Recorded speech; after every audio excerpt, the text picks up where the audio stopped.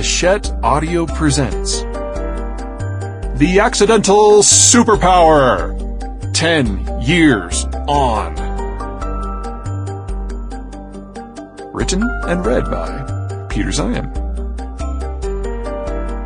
Be sure to look for your bonus PDF of supplemental material from the book. To Dad, for everything. Introduction. I have always loved maps.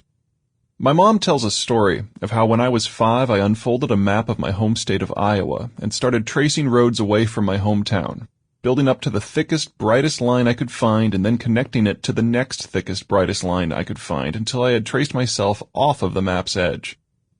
When I inquired what was on the other side of the Missouri River, my mom realized that I'd be leaving Iowa someday. Map tracing turned into backpacking and route finding, which in time evolved into a mixed-discipline university experience involving everything from Korean land reclamation to Caucasus pipeline planning to German refugee policy to Australian irrigation systems and Brazilian port development.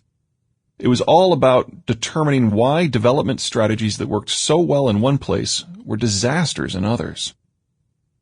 Somewhat ironically, I was almost finished with grad school before I realized that I wasn't the only person to have had such thoughts. In fact, there was an entire discipline based on the concept. Geopolitics is the study of how a place impacts everything. The clothes you wear, the food you eat, the size and serviceability of your mortgage, how long you live, how many children you have, the stability of your job, the shape and feel of your country's political system, what sorts of war your country wages or defends itself against, and ultimately, whether your culture will withstand the test of time. The balance of rivers, mountains, oceans, plains, deserts, and jungles massively influences everything about both the human condition and national success.